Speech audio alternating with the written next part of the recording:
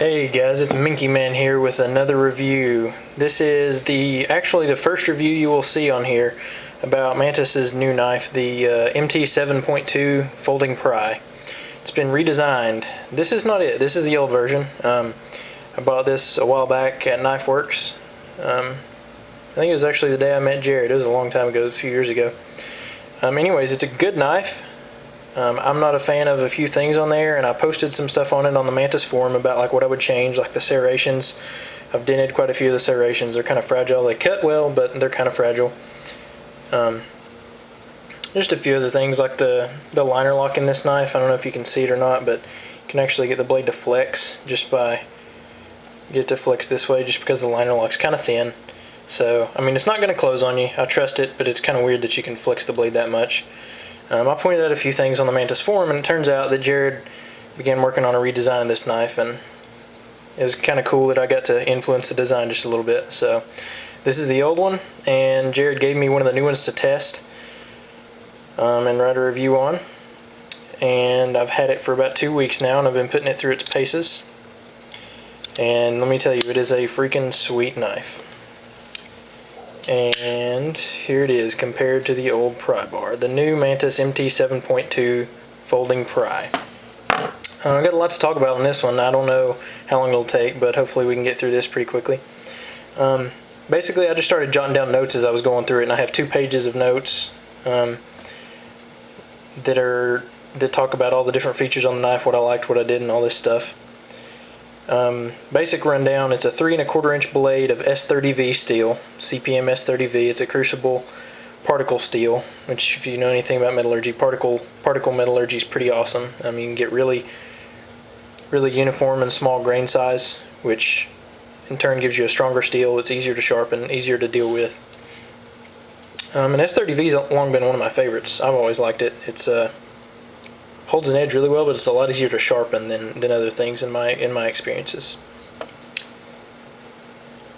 And the handle is G10. It's got 2 stainless steel liners. As you can see, it's a liner lock.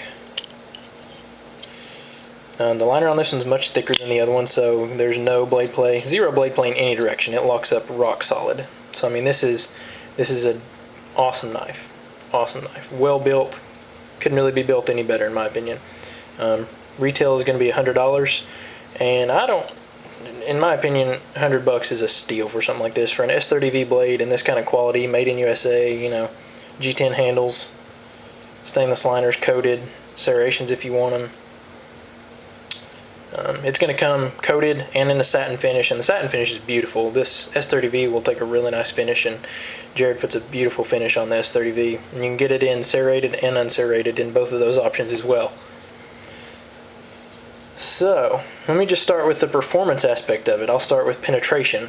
This is a Besh wedge. If you guys don't know what that is, some other companies like Buck, I don't remember who else. I've never owned a Besh wedge knife before this. This is called the Besh wedge, designed by Brent Beshara.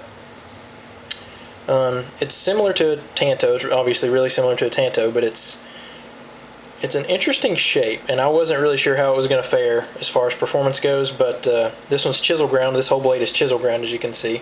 The flat grinds on both sides, the flat grinds are done on both sides, excuse me. This top portion right here is chisel ground out, on the other side it's flat.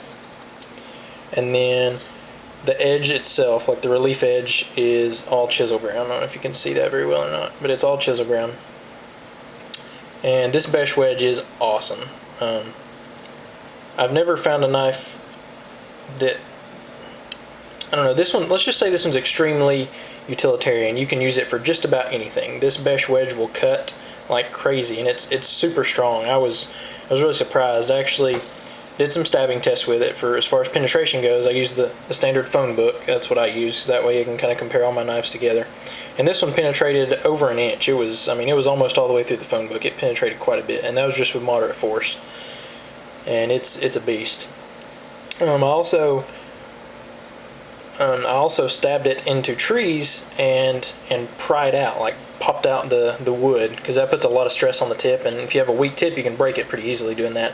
So I stabbed it in, and it went in maybe 3/8 of an inch, ½ inch, I don't know, and I could pop the wood right out, and I had zero edge deformation, zero tip bending, nothing. And then once I examined it, I realized that the tip is basically a small pyramid. You've got 3 sides. You got 1, 2, 3 sides, and it's basically a small pyramid right there, and it's super strong. I really love the tip on this thing, and it's really good. You can cut, with this edge, and you can cut. You've actually got a top edge. It's kind of weird having an edge up here, but it works. I mean, it's weird, but it helps, and it penetrates like crazy. In another form of penetration, bam, you've got a glass breaker on the end of the handle, and this sucker's pointy. I mean, it's pretty sharp, but it's supposed to be. I did test it on some glass, and it popped it right open, no problem. It's pretty straightforward thing. You can stick your thumb on it if you're holding the knife in reverse, but you can stick your thumb on it. It can hurt a little bit, but I mean, it's not a big deal at all. It's kind of sharp, but it's designed to be, and it works really well. If you can see this right here, another little feature that Jared put on there, it's the blade stop. You can see the stop pin right here, if you can see that. And that's actually the blade stop, so it kind of cradles the stop pin. And I mean, of course, like I said before, the blade lockup's rock solid. But if you notice, when it's open, it's made to be a bottle opener. Yeah, Jared got that in there, so it's pretty nifty. As well as a bottle opener, I've used it for pulling nails, and it works pretty good for that. Actually, I did a little bit when I moved into my new place, and it pulls nails pretty well. So it's a nice multi-tool kind of feature there that I like quite a bit. As far as just the cutting performance of this blade, I had never owned a chisel ground blade before, and this is my first one. But I like some aspects of it. I like the blade design itself. I'm still not a fan of a chisel grind as compared to just a regular V grind.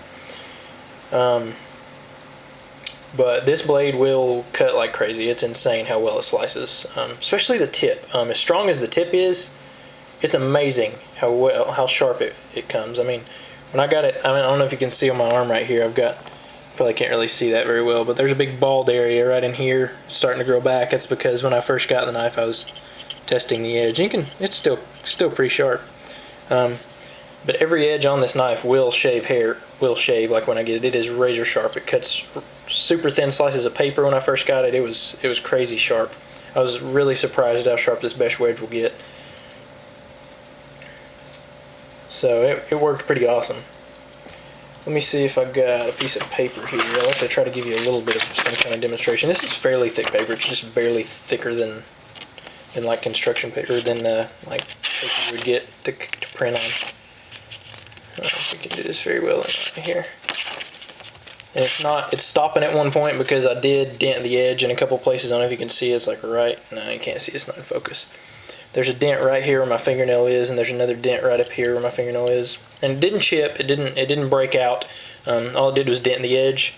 And that's another thing I found that I don't like as much about a chisel ground edge is, ooh, caught it right there. Well, it's not doing too good now, but catching stuff on those little dents there. But I did make some dents when I was, Jared told me to put it through the paces, so I did. And I did make a few dents in the edge. Like I said, one thing I don't like about the chisel ground edge is when you dent something like this, the metal is going to roll to the weakest side, the side that has the least metal supporting it. And in a chisel ground edge, that is the back side. Every time I made a dent, the metal would roll this way. It would roll out of the blade, going down, away from the edge that is ground. And the bad thing about that is you can't really sharpen it out very easily, because this back edge is not sharpened, so the metal's sticking over this edge. So I was able to get it on a diamond sharpener and just kind of rub it on the diamond sharpener a little bit, just enough to file away the extra metal without actually doing anything to this edge. But the S30V proved to be super easy to sharpen, as I've always had experiences with it. And the chisel ground edge is easy to sharpen. I mean, you just got one edge to do this way, and then you've got the two edges you can do like this. And all these are just, the top edge is just one motion. You just lay it flat and sharpen it. Super easy to sharpen. And Jared also invented these serrations. He had a name for them. I just got an email. I can't remember the name for them. But basically you want it to be easy to sharpen, and they definitely are. You've got flat portions right here, which you will sharpen when you're just doing your regular sharpening. Those will get sharpened when you do that. And then you can also just take a little rat tail diamond sharpener to finish off the inside serrations, and it's super easy to sharpen. They work great. They do catch sometimes just because they're spaced so far apart and the edges are kind of sharp. They do catch some when you're cutting through cloth and such, They do pretty well on cardboard and stuff like that, but they do catch a little bit, but it's okay. I'm not a fan of serrations in general, but they worked really well. Some of the best serrations I've ever had on a knife, so really liked them that way. I use this knife cutting everything from 24 gauge wire to zip ties, wire ties, and from all that stuff I had zero edge deformation. It didn't really dull it much at all, honestly. Worked great for all of that stuff. It's a super good cutting knife. Tried it on tomatoes, and part of it was my fault because I'm not used to using a chisel ground edge, and when you use a chisel edge, when you cut with it, it is going to push your knife. It's going to push your knife, how do I say this, tilt your knife, I guess, and make you cut at an angle just because both edges aren't the same. Both sides of the edge aren't the same. And I ended up cutting tomato slices that were super duper thin. I mean, it worked great for that, considering the the thickness of the blade, which I measured to be about 0.120 inches, just under an 1/8 inch. That's about what I measured it at. But worked great for the tomatoes. It was perfect for it. I was really surprised at how well it cut. Like I said, the prying part of it, obviously it's a folder. You don't really do much prying with folders in general, but the tip is super stout. It works great for everything. Made a couple little dents trying to use it as a screwdriver, which obviously you shouldn't do. But anyways, it works great. The tip it's pretty awesome. You can use it for anything. It's a really utilitarian design. I'm really surprised. I'll be carrying this a lot more just because it's like having a multi-tool in your pocket almost. You can do so many things with it. Just because of the blade design, it's really awesome. I'm really impressed with it. The handle on this guy is a new style of G10 that's just recently been released, and it's actually a stamped pattern that gets rolled in when they form the G10, and it's really rough texturing. It's more coarse than what you usually see, and Jared has done some CNC machining here on both sides. You got a plastic backspacer right here. I don't know if it's Zytel or what, but it's just a black plastic backspacer from what I can tell. You get a little bit of jimping right here on the metal and right here on the middle, but that's not continued to the backspacer. But the G10 is really rough. I really like it. It's really good grip, extra awesome texture. I like it a lot. It does pull on your pocket a little bit when you're pulling it out with a pocket clip, but that's something you can easily fix with a piece of sandpaper. It's not a big deal at all.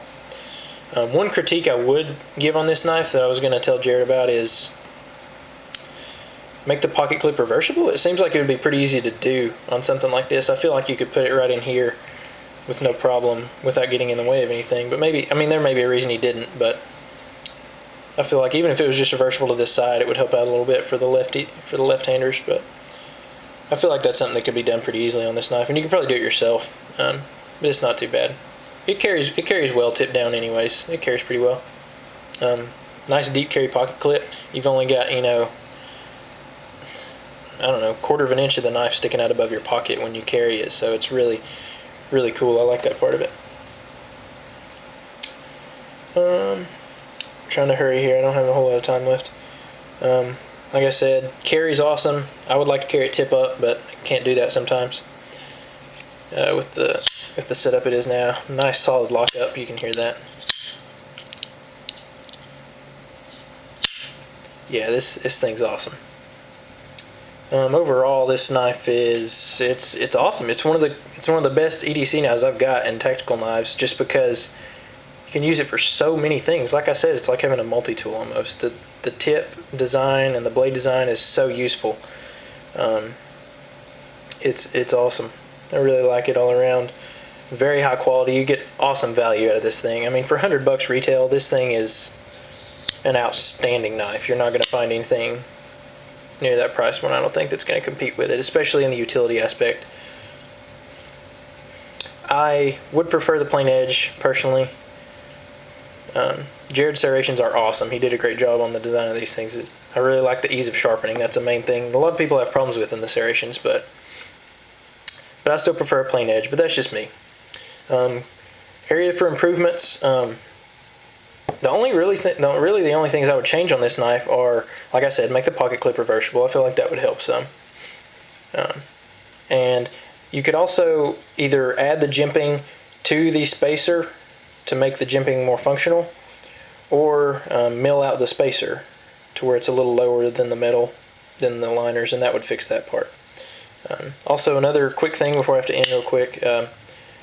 the thumb stud is reversible. You just use I think it's a T6 Torx, I believe is what it was. And you can take the little screw out right there. I don't know if you can see, it's out of focus, but you can take that screw out and you can flip the spacer around. I did that. It came with the larger end facing toward the back, but I found that it was easier to get my thumb in there with the larger end towards the front, and it worked a lot better that way. So that's a little tip that I've noticed with experience. So hope this helps you guys out.